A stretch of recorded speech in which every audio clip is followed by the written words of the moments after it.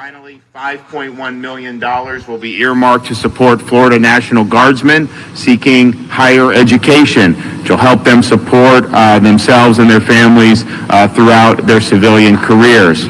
For our active duty military and veterans, we're going to be proposing $12.2 million in scholarships for children and spouses of deceased or disabled veterans, and $3.6 million to improve base infrastructure and support projects that will keep our military installations among the best in the nation. Now, the National Guard here in Florida has answered the call time and time again. If we go in Bay County and those areas in the Panhandle, we had National Guard supporting that response and recovery mission with a Category 5 hurricane. And we've seen other instances throughout Florida's recent history where the National Guard was on the front lines of those disaster recovery and response efforts. The National Guard logged, since the COVID-19 pandemic hit, has accounted for over 660,000 man days for the Guard, which is basically the same amount that they did when they did the Hurricane Andrew, which was the biggest disaster that we had faced in quite some time. So from the very beginning of the pandemic, where we actually pioneered the drive-through testing down in Broward County. Yet other people from the national federal government come down and look, and they mimic that in other parts of the country. We had National Guard involved in going into nursing homes and providing testing and other types of screening to protect our most vulnerable. When it came time to do vaccine distribution, you had National Guard helping out with that response in a very, very big way. And so we appreciate all the effort that's happened over the last year and a half. It's made a huge difference. We also want to make sure that we have the flexibility and the ability needed to respond to events in our state in the most effective way possible. And some of that will require us to be able to have access and be able to use support in ways that are not encumbered by the federal government or don't require federal government. So I'm going to be recommending in the budget $3.5 million to reestablish the Florida State Guard. The Florida State Guard will act as a civilian volunteer force that will have the ability to assist the National Guard in state-specific emergencies. This funding will support the necessary training, equipment, and other support functions for up to 200 members who can aid in the response to hurricanes, natural disasters, and other state emergencies. We want to be able to have a quick response capability, and reestablishing the Florida State Guard will allow civilians from all over the state to be trained in the best emergency response techniques and have the ability to mobilize very, very quickly. And this is something that many other states have utilized, and I think Florida is in the minority of states that has allowed this to go defunct. So we're happy to be able to bring that back, and I think it'll be something that'll be good. I think you have over 20 state guards are recognized right now. So we'll add to that, and I think it'll be really, really important. So as somebody who's a veteran, I really appreciate what everyone who wears the uniform does in the state of Florida. I think that there's very few places that you would rather be doing duty in the state of Florida. You know, our National Guard, for how big our state is, and we're working to expand the personnel, but they carry a big load. I mean, if you look at other states, much less population, their Guard is a larger percentage of their population than we are. So we have a massive state in terms of land, and then we also have a huge population, and we get it done, and we're obviously working to expand the capabilities. But it's been really, really great to see all the hard work. And look, we're really proud of our military installations. We're proud of what communities like this do to support the people who are on active duty and then the people who are veterans. I can tell you, having been in the Navy, they move you around. That's just typical. Once they get that Florida duty station, they usually never relinquish their Florida residency for the rest of their career, even if they're being sent out to the Pacific Northwest, Hawaii, California, you name it. And that's, I think, because people realize it's a great state to be from, particularly as a veteran. And then, of course, many veterans, even if they serve 20 plus years, when they retire, Florida is probably right now the #1 destination for veterans, and so we're happy about that. We think it's well deserved. We are the top state for veterans, and I think we're going to end up continuing to do that going forward. So we're happy with the announcement. I think this is a real robust commitment to our National Guard, particularly to their infrastructure and personnel. And I want to bring up General Jim Eifert, who's our Adjutant General, to say a few things. Thank you, Governor. Good morning. I'm Major General Jim Eifert, the Adjutant General and the Commander of the 12,000 Soldiers and Airmen of the Florida National Guard. First of all, I'd like to recognize the soldiers and the airmen of the Florida National Guard, who for the past nearly 2 years, these hometown heroes have given back to their communities at an unprecedented scale. Your Florida National Guard has worked more days in state response missions in the past 2 years than they've done in the previous 20 years. That's an indication of the commitment and dedication of these great young people serving on the front lines of the COVID-19 pandemic and protecting life and property during times of civil unrest and providing relief and support to our neighbors during natural disasters.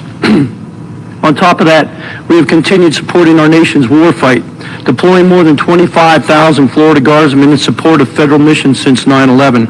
In fact, as I speak, there are more than 1,500 soldiers and airmen deployed overseas supporting national security objectives in places like Iraq, Syria, Kuwait, United Arab Emirates, the Ukraine, and even several hundred on the southwest border of our own country in New Mexico and Texas, assisting with the Customs and Border Patrol mission.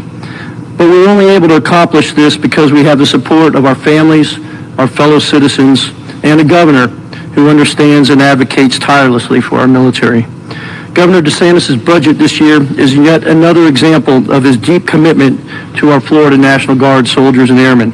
This year, the governor is committing the most substantial investment in the Florida National Guard facility program in the entire history of the Florida National Guard.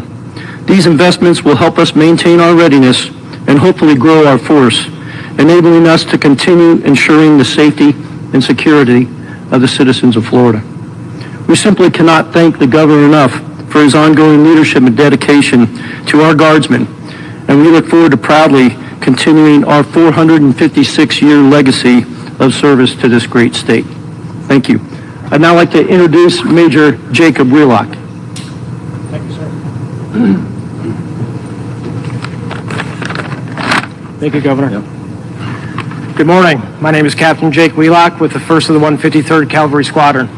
On behalf of the soldiers of the Dark Horse Squadron and the 146th Signal Battalion, it's truly an honor to host Governor DeSantis and all of you in attendance today. The Florida National Guard is proud of our service to our nation and state, and we truly appreciate all the support we've received from our local communities, our employers, and the governor's office. The past couple of years have been very busy and very challenging, and Governor DeSantis' support and his efforts to keep Florida the most military-friendly state in the nation have been truly remarkable. This armory is one of 62 statewide, and its soldiers and airmen and facilities such as this makes our organization a unique and truly community-based organization. Sir, again, thank you so much for coming here. It means a lot to us. We look forward to the many more years of support from your office. Thank you. Thank you. Okay.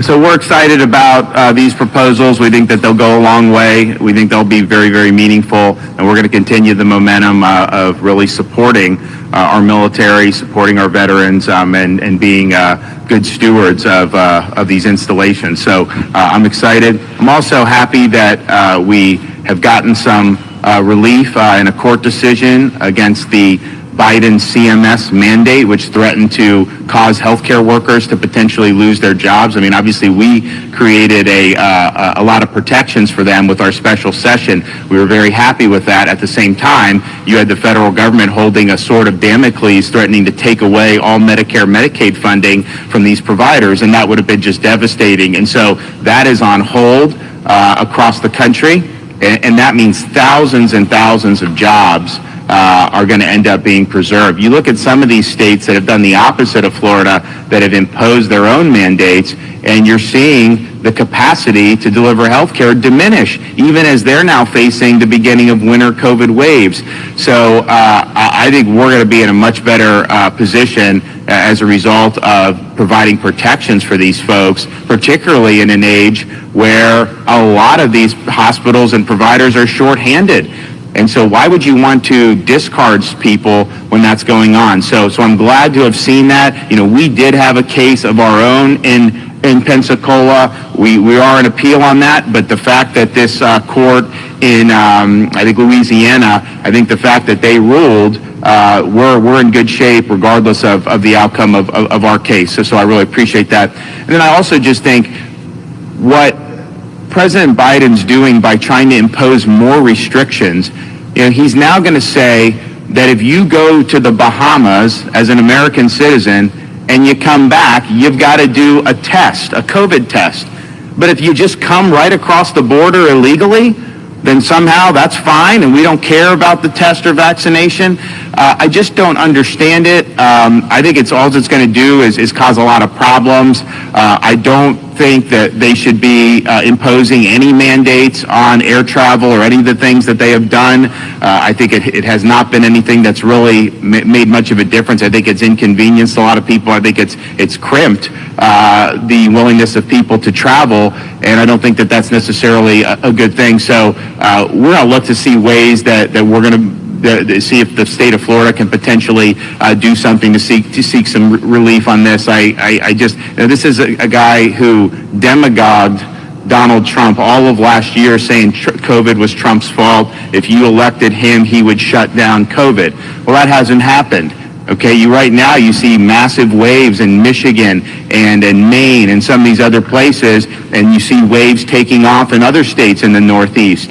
And that's just the reality. And so he basically sold the public a bill of goods, said that he would shut it down. He's not shutting it down. So what they're doing now, I think, is just, it's not going to have any impact on mitigating COVID. It's more theater. And so all the mandates have been put on hold. None of those were constitutional.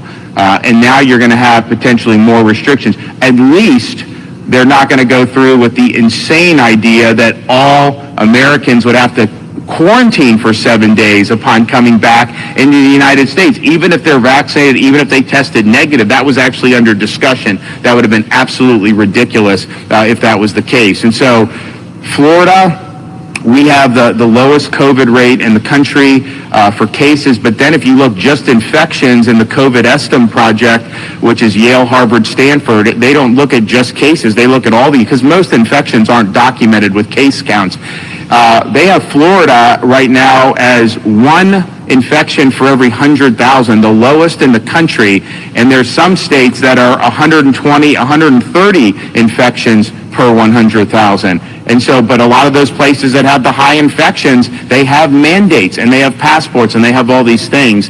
And so I just think we need to get real here, and we should not be imposing any type of mandates or restrictions on the American people, especially when you don't do that for people that are coming into the country illegally. Okay, take a question or two. Yes, sir. Governor, the Florida State School Board Association this week withdrew from the National School Board Association, partly because of that role in getting Attorney General Garland to direct the FBI to investigate parents who are perceived to be threatening school board members of the state of Florida and elsewhere.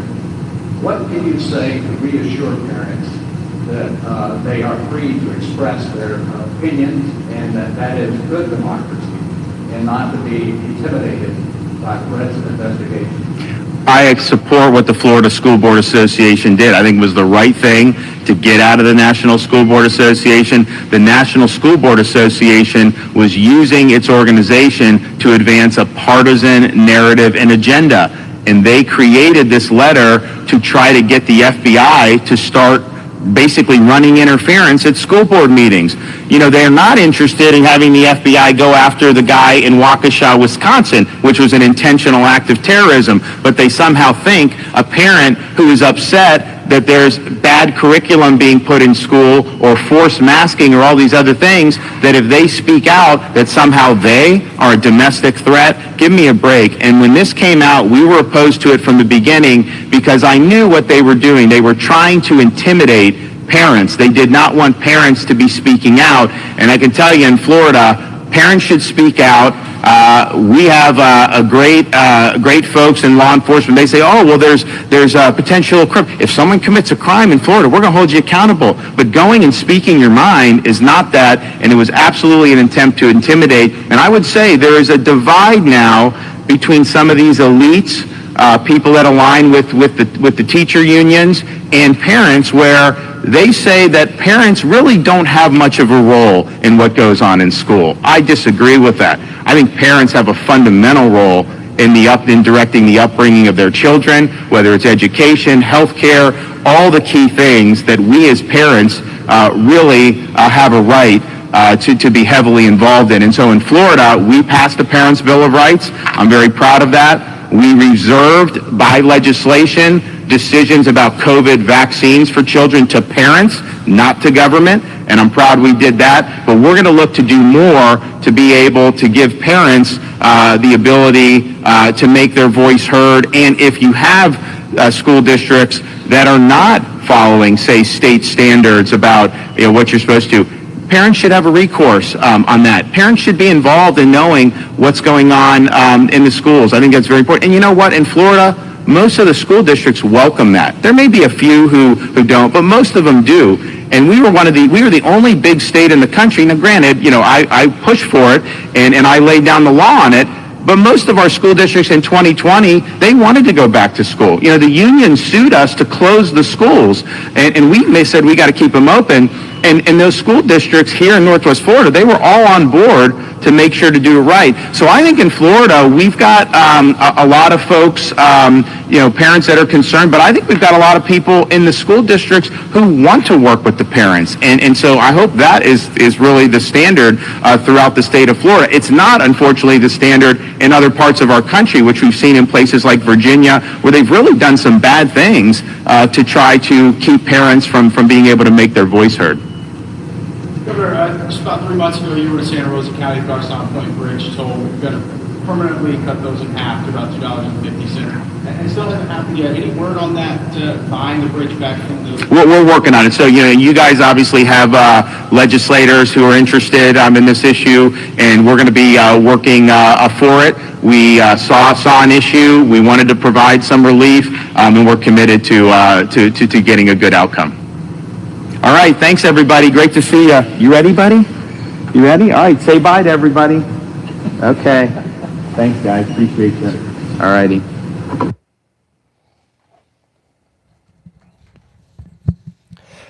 A little bit more.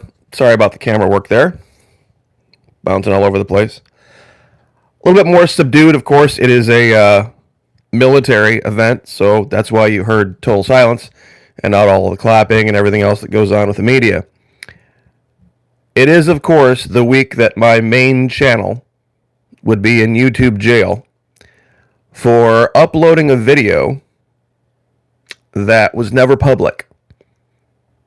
That this news would come out. That the Florida, once defunct, Florida State Guard has now been stood up.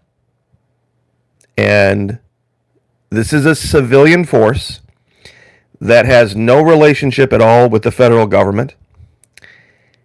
And its mission will begin and end inside the borders of Florida. It's huge news. It is immense news, and it is further confirmation that Florida is slowly divorcing itself from the rest of North America. We are now, if anybody looks at any of the maps, as far as the whole 2020 sniffles thing, we are by far and away the safest, least affected by the new O variant or whatever the hell they want to call it. But I just wanted to touch real quick on the video that I put up that And I didn't even put it up. I uploaded it to the server, and it was never going to be public. It was going to be behind a paywall. And I'm sure many of you have seen the video already from out of Lubbock, Texas. The issue with the guy showing up to pick up his kid. Maybe you haven't seen it. There was a guy who, thank you, Sharon, appreciate it. He showed up to pick up his kid for custody, and the kid wasn't there. And there was a confrontation between him, his ex-wife, and the ex-wife's new husband on their property. Now, there was court-ordered visitation, and the guy, by court order, had to be there to pick up his kid at 3:15. He was there, as per the court order. So he had a reason to be there. Well, the kid wasn't there, and the mother was hem-hawing around, and apparently you get from the video for the first minute or so that she'd played these games with this guy before. Oh, he's not here. Oh, I want to change this. I want to do that. So this guy had enough. I wish I could show you the any image or clip, but I'm not risk getting this channel taken down too. But anyway, it was out of Lubbock. I'll just bring up Texas, so... Anyway, I'll bring up Lubbock. Maybe I can do that here without getting in trouble. So this is what I'm describing is the video clip that I captured off of Fox News. So this guy who shows up to pick up his kid, right? Now he's a big guy, and mommy's new live-in, mommy's new husband, he's kind of a little twerp. And the guy says, get off my property, get off my property. He's like, I want my kid, I want my kid. The guy goes in the house, the little twerp guy, and comes out with, it's kind of hard to discern exactly what type of a rifle is, but based on the report, it sounded like it was 30 cal 7.62. And puts a couple of rounds into the ground and around his feet and says, get off my property, get off my property. And Dad has had enough at this point. And they get into a chest bumping match. And the little twerp guy gets his little nose all bent out of shape about the chest bumping match. And pushes away from the guy and then levels this rifle at the guy's head and blows his head off. And kills him dead on the porch. Claiming self-defense. So this guy shows up to pick up his kid. And because mommy's playing games and isn't there for his trouble, mommy's new husband shoots him dead. And so far, the Texas authorities have not filed any charges. Because technically it was on the guy's property and he was asked to leave and all this kind of stuff. And they were trying to make the case that because the one guy, the father that got killed, was so much bigger that the guy who shot him dead had a reasonable belief that, his life was in danger. Right, I know, Star. You can't imagine. This is what they call applying a permanent solution to a temporary problem. And here's the thing, and this is what I was going to bring up. This was going to be the topic of that video. You see, by the letter of the law in Texas, when it came to this situation, technically you could probably say, well, okay, the guy was on someone else's property, had been asked to leave and refused, and was belligerent, and was angry, and had made physical contact with the person that had asked him to leave. By the letter of the law, the guy that shot him is probably going to not see a day in jail. Probably not get even probation. But that was probably the worst use of self-defense I have ever seen in my life. If I were with a woman who had a kid, And the dad shows up to get the kid. And I'm unaware of whatever's going on as far as the timing goes. The first thing I would say to that dad is this. Look, I want you to have your kid. I want you to have time with your kid. I'm going to do everything I can at this point to help you facilitate you getting your kid. The last thing I would ever consider doing is killing the man. Because he's upset because he wants time with his kid. You know, I had almost an argument over at my Twitch channel. Oh, okay, hold on. Is that better?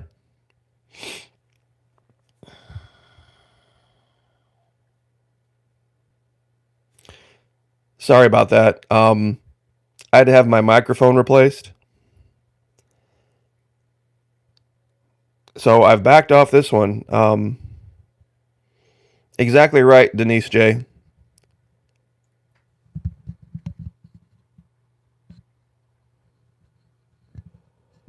Okay. I will, maybe I'm just using a little bit more force in my voice because I was so upset about this when I saw it. But because it was so horrible. So horrible. To get your nose bent out of shape about getting in a chest bumping contest with some guy who used to be married to the girl you're sleeping with now, and have the solution be go in, get your rifle, and blow his head off. I mean, yeah, technically you have checked all of the boxes. But how in the hell is that wisdom? How in the hell is that? Can anyone, I mean, I know those of you who've seen it. And oh, by the way, I still have it up at my Vimeo channel. So I have captured the video. And Vimeo doesn't seem to have a problem with it. Now I have it in private status. And I'll give you guys a link when I'm done here where you can go, but there's a password, and I'll give you the password and you can watch it if you want to see it. I'm kicking myself now because I chopped off the last few seconds of the video because the camera work at the time was not showing anything, but there was a piece of audio that is telling. At the very, very end, I don't know if any of you watched that video from Fox News. The woman who was in the yard was sobbing, and she said to the guy who shot her ex-husband, says, "I can't believe you actually did it." Now, most wouldn't think much about that.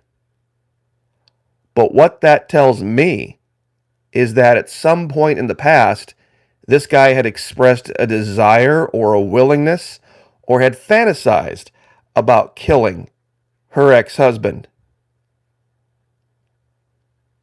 in the past and was waiting for an excuse to do it. Which, to my mind, well, yeah, he talked about it. So this wasn't a case of, oh, golly, I'm surprised and it's self-defense and, this guy, if this was the Old West, that guy who shot and killed him would be already swinging from the gallows. The guy who shot that one guy he'd be done. But technically, because of the way Florida, listen to me, Texas state law reads, he checked all of the boxes, but and you know what bothers me the most about this, about all these gunners that do this? Because it goes right along with what happened up in Oxford, Michigan. They say, oh, we want to train people with ballistic weapons. We want to take them out. We want to show them the proper way to handle the weapon and load the weapon and, operate it safely and get a proper sight picture and be accurate. And they spend all of this time all of this time learning how to be proficient with weapons.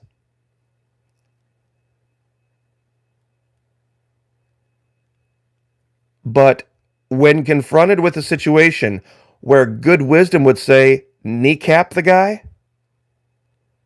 hell, hit him in the thigh, put a couple of rounds through his feet, you don't have the ability to be accurate enough or proficient enough with your weapon to disable somebody with it. It's always, in this particular case, it was a headshot.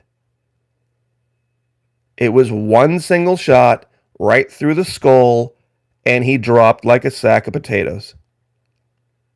Now, yes, you can shoot somebody, and if you get him in the femoral artery, they're going to bleed out quick.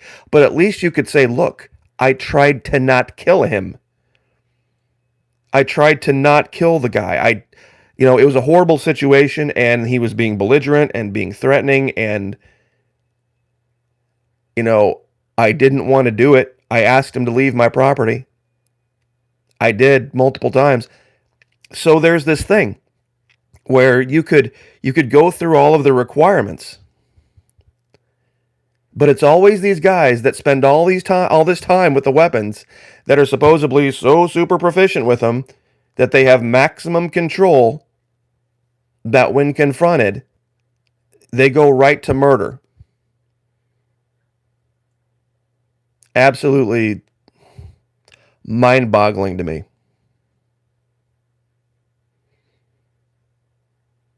That's actually, you know what? That's another good idea there, Denise J. I didn't even think about that, and I wished I would have. I mean, I can't do anything with that video now. And here was the thing about why it got my channel a strike. I watched the video on Fox News the first time I saw it. And I had to wait behind an ad, just like a lot of you guys do when you watch my videos. I had to watch a 30-second ad before it played.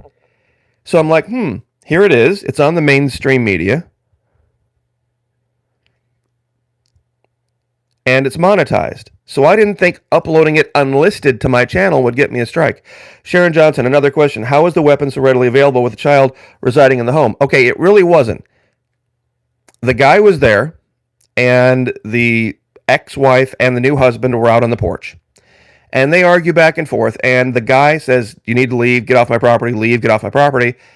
And the guy says, what are you going to do about it? So then the guy walks in the house, and he's in the house for a good 30, 35, 40 seconds. So he had plenty of time to go walk in, unlock a gun cabinet, and pull a gun out, relock the gun cabinet, and the kid was not even there.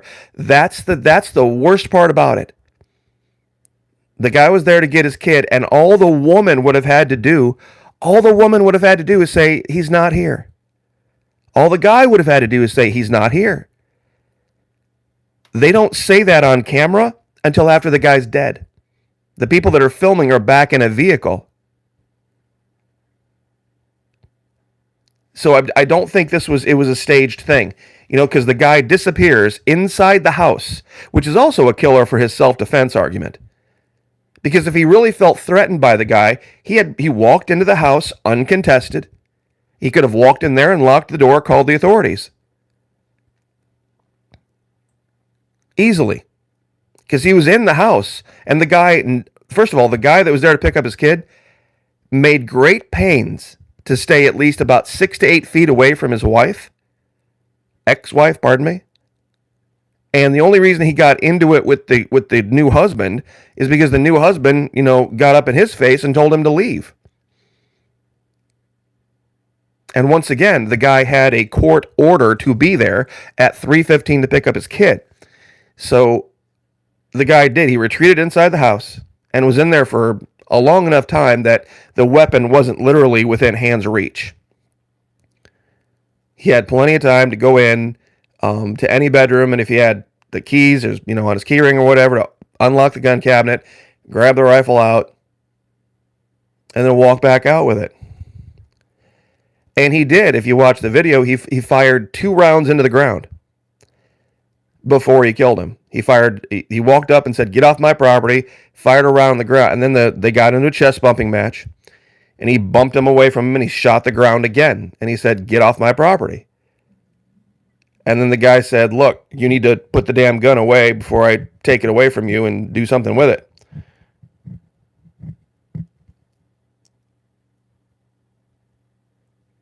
And so the guy, after the second round, the boy's father, the guy who was there to pick up his kid, grabs the barrel of the weapon and pushes it away.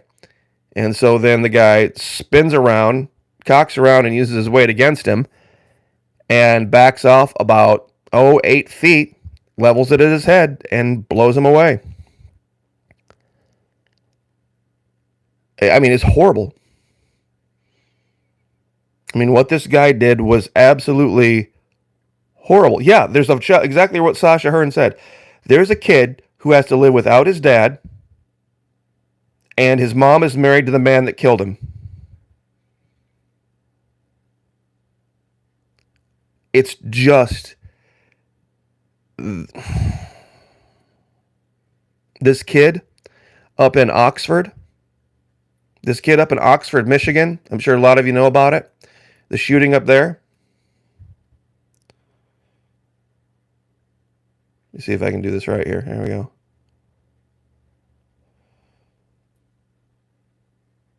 His parents have him lawyered up. Yeah, Juan, the videos that are out now are all condensed. The actual full play video that's almost 3 minutes long, you can't find anywhere. I do have it on my Vimeo, and like I said, when I get done here, I will get you guys a link over to my Vimeo channel, and you can watch it there. It's not behind a paywall, but you do need a password for it. So it's this 15-year-old boy whose dad bought him a gun. Bought him a gun on Black Friday, which he then proceeded to load, take to school, and kill 3 people with.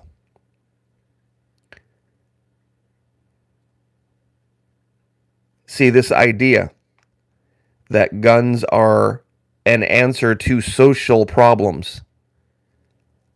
I'm not against guns.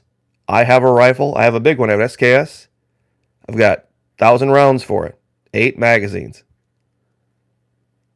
It's got a bipod on it. I mean, it's a no-joke military level weapon. I have that. I've been trained with it. I don't have kids in my home, and I would never counsel anyone to use a weapon to solve a social, meaning temporary problem. But that's what's being put out by a lot of these gun channels. This is why YouTube got rid of a lot of these gun channels. People are, like, well, Florida Maquis, you've gotten strikes before. You know what censorship's like. Yeah, I do, but I also understand why. I understand why a lot of these channels, these gunner channels, were not just teaching gun safety and basics. They were talking about it in the context of making political change.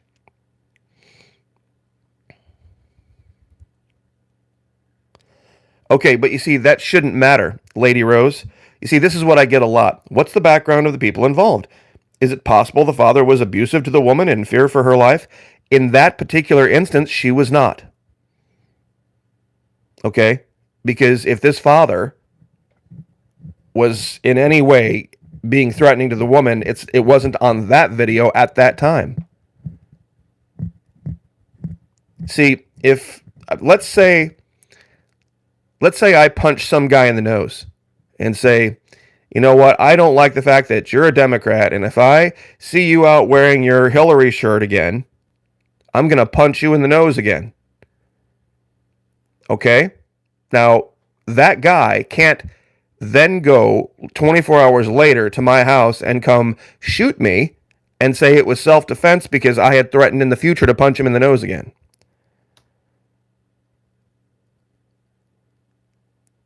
You see, even if the woman could claim abuse or claim something in the past that made her feel afraid for something, and look, I listened to the guy, I watched this video like 10 times. The guy wasn't saying, I'm going to kick your ass, I'm going to beat the shit out of you, I'm going to do all this. The entire time, the guy was saying, I'm going to take you to court. I'm going to subpoena your mother. I'm going to bring all this to a judge, and we're going to fix all this. And yeah, he was yelling.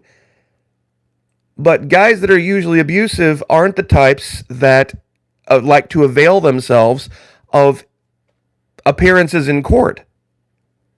Guys that put their hands on women, believe me, especially Texas, they don't like to get in front of judges. They hate the idea, and exactly right, lug nuts. Easier to use a gun than your intelligence. Those who live by the sword and gun shall die by the sword and gun. Peter, put away your sword. That's what Jesus said. If a man strikes you on the cheek, give him the other. Does that Bible not also say that? I'm not saying don't have weapons, don't have self-defense, but man, in this particular case, this guy was salivating at the idea of getting his chance to kill somebody. And this dude was a murderer. And this kid, this 15-year-old boy up in Michigan, who was clearly had some bullying issues or some self-esteem issues, also saw a gun as a way to fix his life and fix his problem. And it's this kind of thing that the Second Amendment was never meant for. It was never meant for this. So, if you like information, I will just leave that there. I don't want to get too far off on a tangent about this. See if I can zoom out here. You can look up, it's on Wiki, Florida State Guard. They haven't updated it yet. It says currently an active state defense force of the U.S. state of Florida, activated during World War II. They stood up these forces across North America back during World War II when all of the, I guess, service age males were over in Europe. So the State Guard is those who are not. It's guys that are older, women, maybe those that for one reason or another didn't qualify for the National Guard. It's basically the militia. And as you can see here, here's a picture.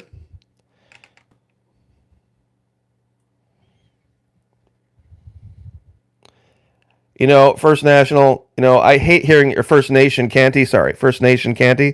I hate hearing excuses like this, toxic food and water. No, it's not toxic food and water. This story is as old as time. The story is as old as time. Guys getting a thrill out of getting their gun out and shooting somebody with it. I mean, these guys, and I know a lot of you know what I'm talking about.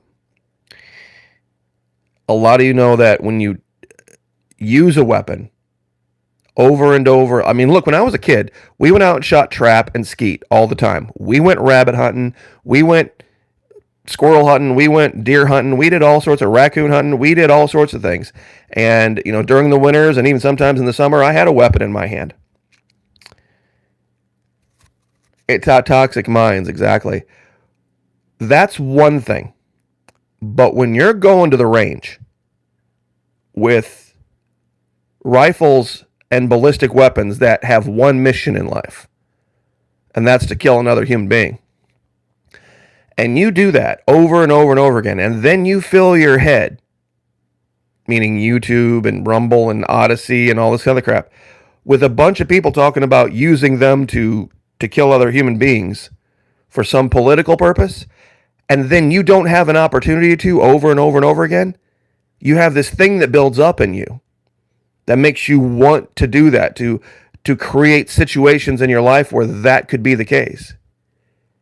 MMA fighters do this all the time. They train to fight, they train to fight, they train to fight, they train to fight. You see, one fight every 3 months isn't enough for these guys. See, they want to go use their skills against somebody who hasn't trained. They want to go use their skills against somebody who hasn't trained because that's why they started training in the first place.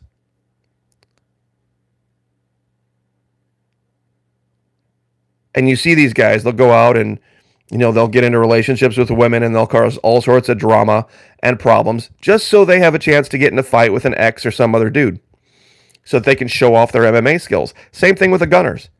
They want an opportunity in real life to show off how big and badass they are with their guns. And you could tell this guy that shot the dude, he was suffering from little man syndrome. And I know a lot of you know out there what I'm talking about. This guy looked like he was maybe 5'6",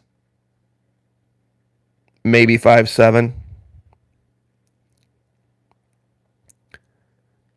So he had little man's disease because, the guy that he was, talking to was, probably 6'1", 6'2". I mean, he's a bigger dude. And that's, of course, why he had to go get a rifle and blow his head off.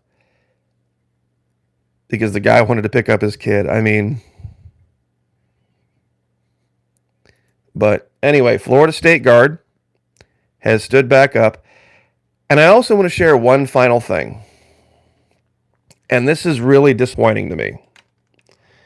But now it's been a while since I've asked anyone personally to come to my Patreon and subscribe. I have just the one level, the $1 level. Now here's how Patreon works. Basically, it's what they call a paywall service. Napoleon syndrome, exactly right. Basically, you put up videos, you upload them to the YouTube server or the Vimeo server, either one. And then you create a post here, and they have software that collects a payment of $1 or $5 or whatever dollars. And then they give you access to that specific unrestricted link. But you can't get to it until you go through the whole pay system. So when Patriot Nurse got her channel, huge swaths demonetized recently, and she got herself a strike. I'm a shill for the left, really, Mark? I'm just going to let my audience deal with you, Mark Archer. Because anybody who knows anything about the Florida Maquis or this channel for the last 5 years knows exactly how stupid you are. And yes, it does. It absolutely has wanting to do with hurting people. Absolutely. You want to go hurt people you disagree with politically. You want to go and you want to prove how big a man you are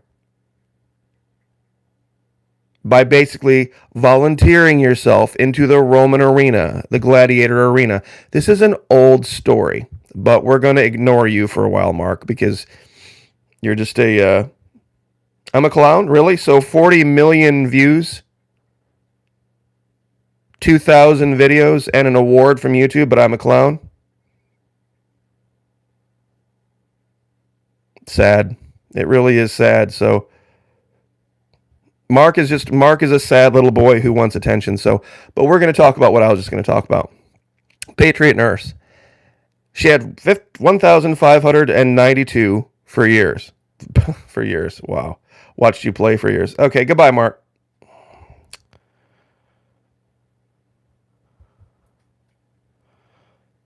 And he's gone. All right.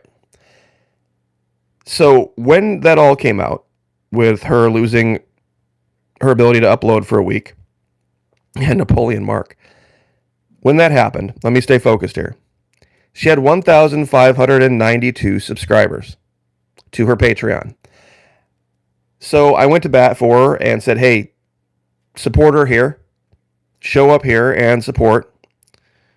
And her numbers started to climb. She went to 1,600 and 1,620.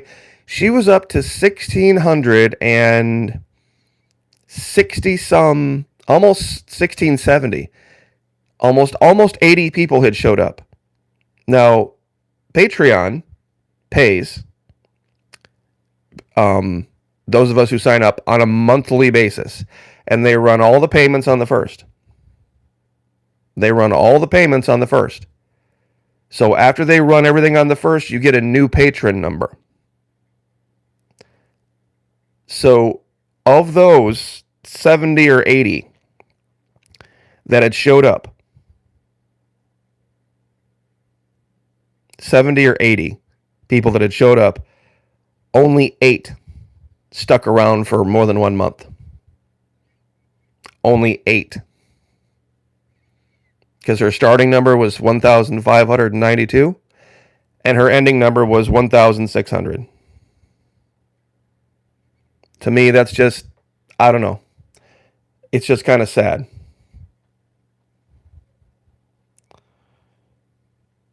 And she's been around for years. I mean, years and years and years. She was one of the first channels that I've watched. I've watched her since, oh my goodness. I mean, I think you would have to go back to Obama. I mean, truly like 2010. So, 1601. Thank you, Spartan. I appreciate it. I don't like to talk about my channel this way because it's not really an issue. For her, it's a huge issue because I think this is her primary source of income, this Patreon page. Because of the amount, she's hit 3 major waves of demonetization. There was one that she got hit with back in 17. And then she got hit again in 19, 18, 19, where they took down a bunch of her stuff and gave her strikes and demonetized. And now here we are in 2021. Same thing. She had built it back up and had a big catalog, and they did it again for the crime of being a nurse. For the crime of being a nurse and a patriot. I mean, it's just beyond. So, if I have the ability to, I'm going to use whatever I can, whatever access, whatever reach I can to illuminate how this works. How those of us who have made the plunge to become online personalities, we don't go out and work per se like an hourly job. Spend a lot of our days watching the news, watching all of the websites, seeing what people are talking to, and then figuring out something relevant, something entertaining, and something uplifting to bring to people on a daily basis. That's the job. And then once you put a video up, then you've got to watch your comments section, and you've got to redact, and then you have to answer emails, and so it's a lot of work. It really is, but I appreciate those of you who showed up here, the 35 or 40 for a channel that's this small, only 1,600 subs. That's actually really good. So anyway, Florida State Guard, it's back in business. So God bless.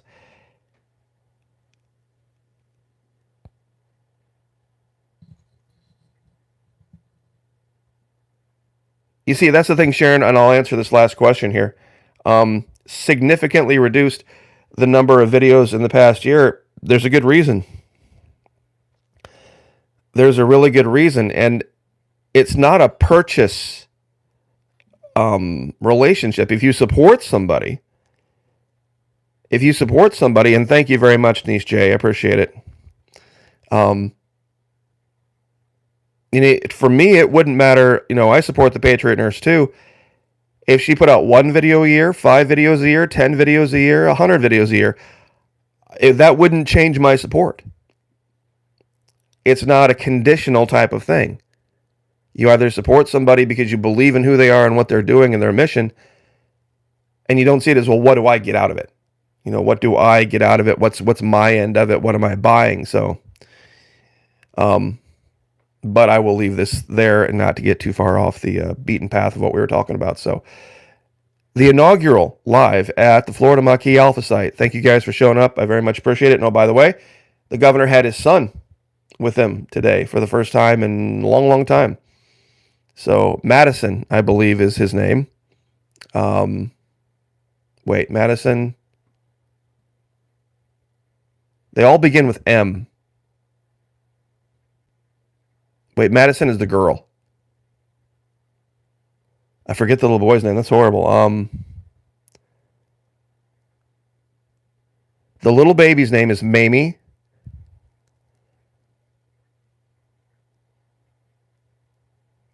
And oh, this is going to drive me crazy. So I'm sure somebody out there will figure it out. But I will give you guys that Vimeo real quick. Just hang out for a little bit once I end this down in the comments, and I will, if not, well,